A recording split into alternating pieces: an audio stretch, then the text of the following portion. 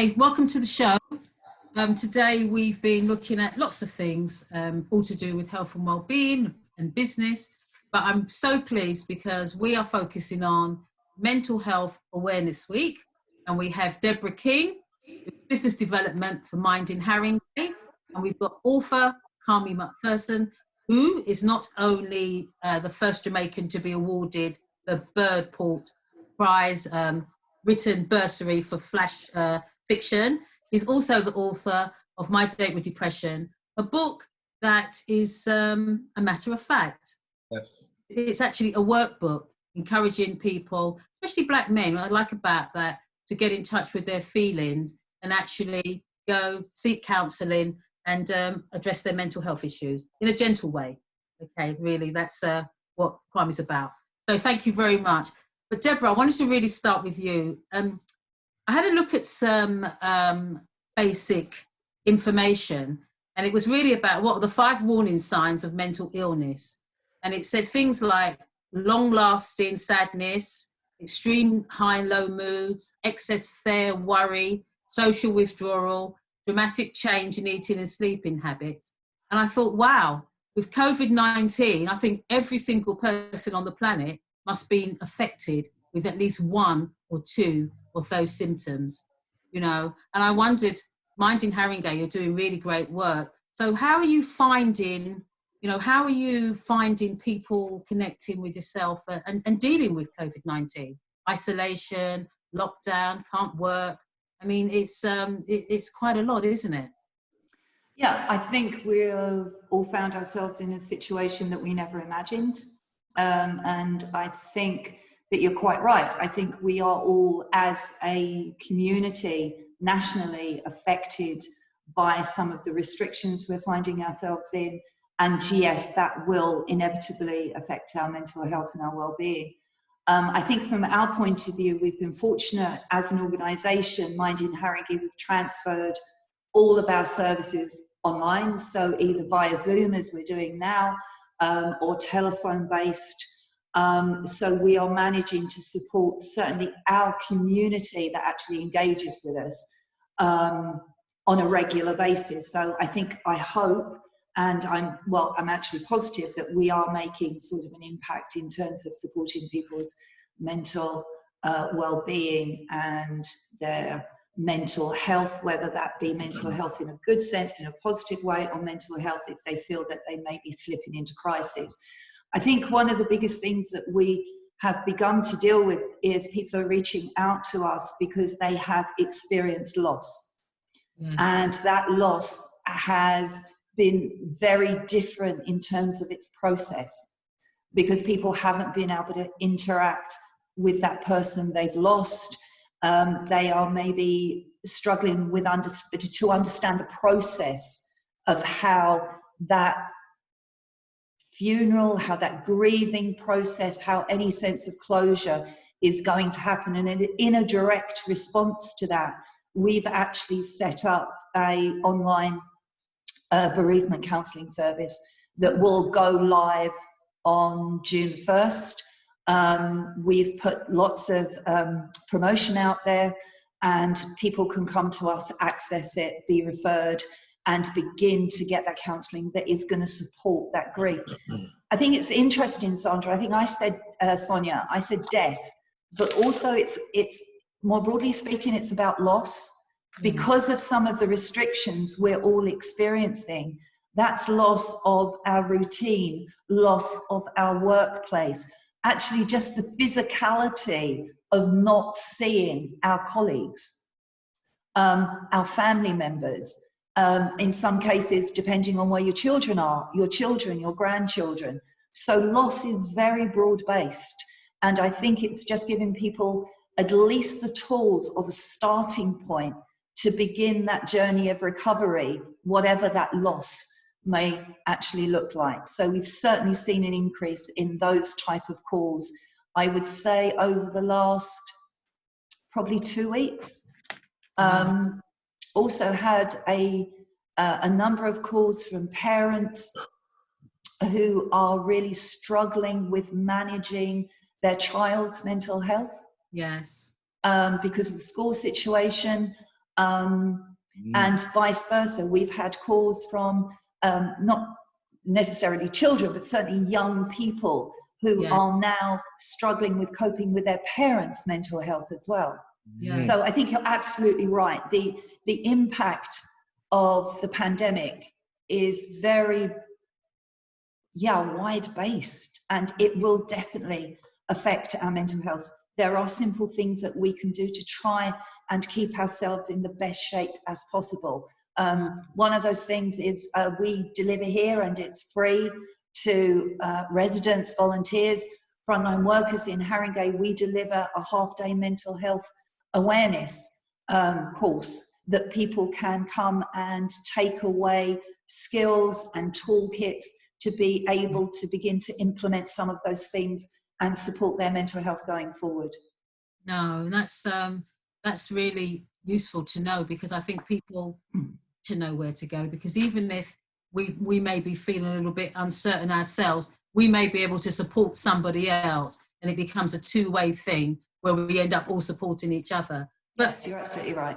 From Haringey at a Glance, November 2019, there was statistics that said around 19,900 people in Haringey, that's of about 7.7% of the GP registered population, are diagnosed with depression, which not significantly different. That's not significantly different in London. It says this is estimated to be only a third of people living with common mental illnesses in Haringey.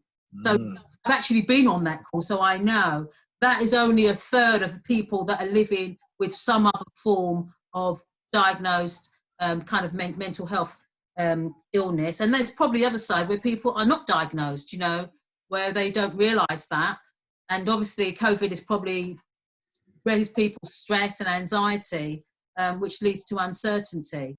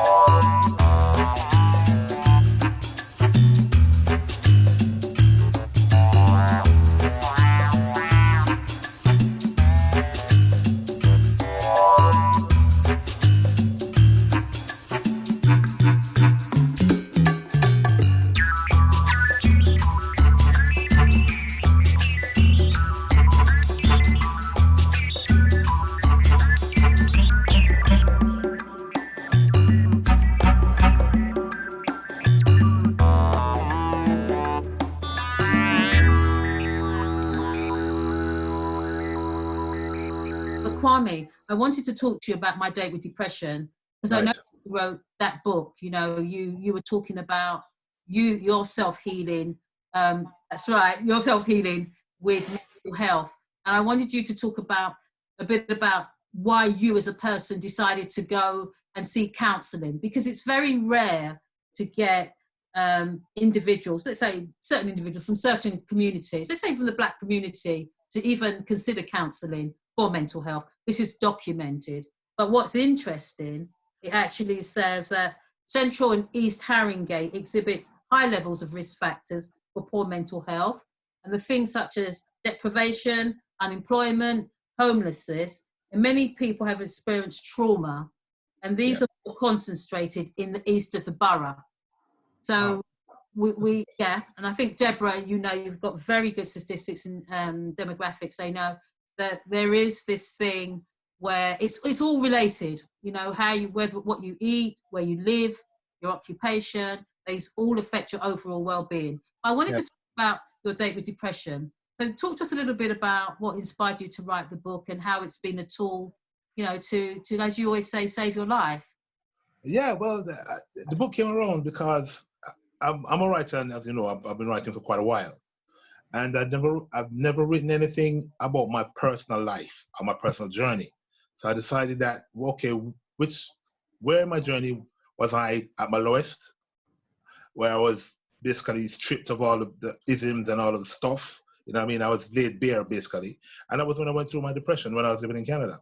So that's how it came about. It came about because there was other pressures, like Deborah was saying. There's other pressures. So, for example, I was an entrepreneur and still am, and at the time I was able to garner a lot of financing, a lot of funding, which I to use to build my businesses.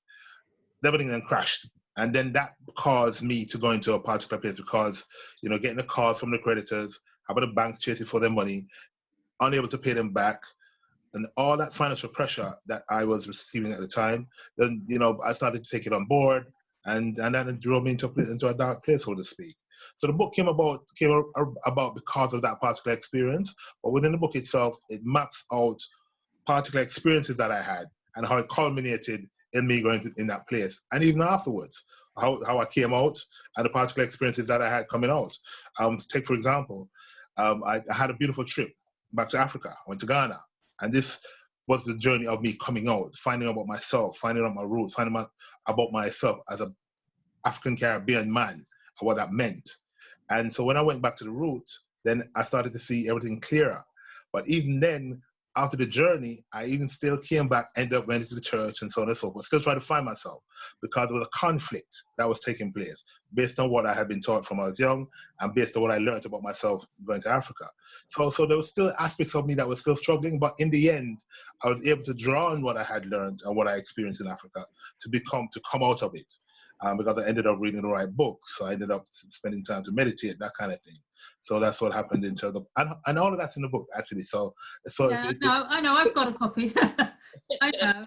But so really it was a journey that you did, a personal journey that you, personal journey.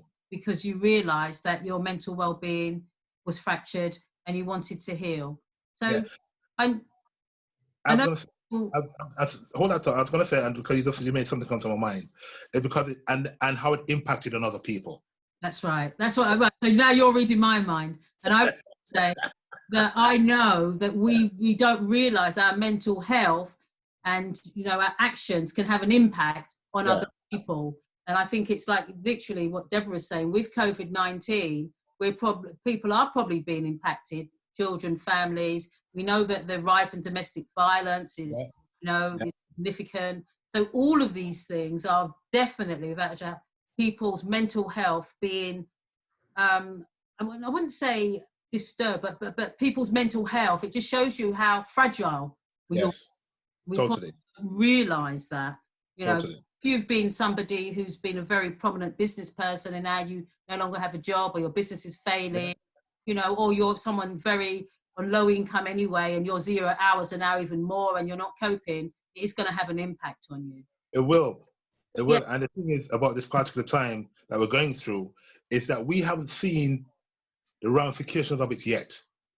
We haven't seen, when we're out of it, that's when we're going to see how many people have, and young and old, have been impacted upon by this particular experience. We haven't seen it yet. So I'm kind of apprehensive in a way, or anxious, because it's going to be a huge number of people who will probably know that they're in a particular place. There's going to be a huge number of people who will be and are going to need help. Definitely.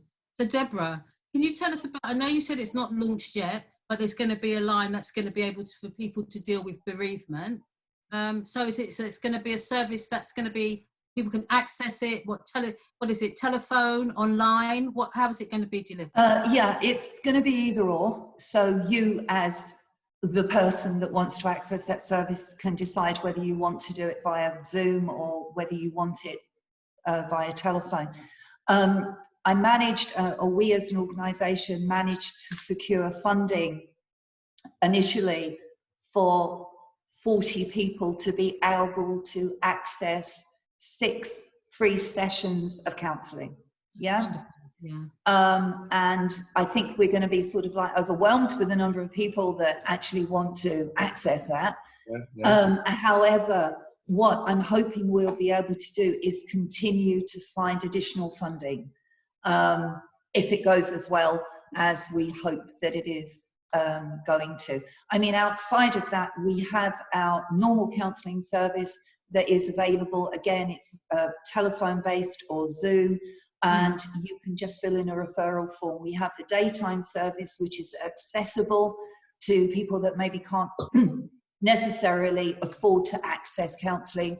and there is a daytime session, a nighttime session, which actually is paid for, and that supports the daytime session. So it's sort of self-funding, and that is still available, and it can be found through our website as well. So there's 2 or 3 routes to get support. Outside of that, we also have the Haringey Wellbeing Network. Yes. You have opportunities to engage with the activities they have. There's social lots of prescribing. activities. Tia Natta, women's peer support Totally. group. I mean, there's so much. So how many of the services from the network are still taking place? All of them. All of them. The only thing we aren't doing is we aren't physically together doing those activities. And some of the groups who are comfortable with the technology are engaging via Zoom or Teams and sort of having those conversations and supporting one another through this. So yeah, pretty much everything we had here prior to COVID, it's still happening. And we're trying to build on those services as well to ensure that we're meeting other people's needs, because the calls we're getting, they're actually saying, well, I think I really need support this way. We've managed to secure people additional IT equipment, smartphones, tablets, iPads, etc. So they can they're not isolated, so they can actually reach out. So loneliness and isolation must be really, I mean, it is real, but so it must be really beyond anyone's wildest dreams now, because before COVID-19, there was a definite thing that, people were living in isolation and feeling lonely. But there's a couple of solutions here that I've also picked up. It says, these are some of the things that we can all get involved with. It says, we can talk about our feelings, keep active, eat well, keep in touch, and that's exactly what you've just been saying there, Deborah. It said, ask for help. I know, Kwame, you always talk about that. And it says, take a break. So sometimes you can do nothing, because doing nothing can be quite good for your overall health and mental well-being. But what I liked here, one of the things it says, you can help others, because sometimes when you are actually befriending or helping other people, there's something there that you do for yourself, so that you're actually helping yourself. Yeah, totally. Yeah. I think reaching out and sharing how you're feeling with a friend, a colleague, or sometimes even a stranger gives them permission to talk about how they're feeling. That's right. That's a great And one. it's very important to be able to have that interaction, particularly in times like this. Let's be honest, it's unprecedented. None of us thought we would ever be in a situation like this. So we're all learning together. Yes. In terms of how we support one another. Okay. Deborah, so can you just let us know the mental health first aid? So we need all the contact details so people can get involved. They will come up at the end, Joseph put them up, but just so people can get involved if they need help, support, advice, or even if they want to volunteer with the organisation, please let us know how we can get in touch. Yeah, please go to our website, which is www.mindinharingey.org.uk. You have all the information around the dates for the mental health first aid training. There is also volunteer opportunities on there, and we're always looking for passionate, committed volunteers, so we would love to hear from you. And there is also the link that will take you straight through to the Haringey Wellbeing Network as well. So it can all be accessed there, and we have a list of telephone numbers if you would prefer to make that call rather than do something online. Okay, thank you. And Kwame, how do we get hold of yourself and your book? All right, you can get a hold of me on all major social media platforms, LinkedIn, Facebook, Instagram, as Kwame McPherson, KWAME MCPHERSON. On Instagram, it's Maxkey. That's MAXKEY, MAXKEY. But everything else is Arthur Kwame McPherson.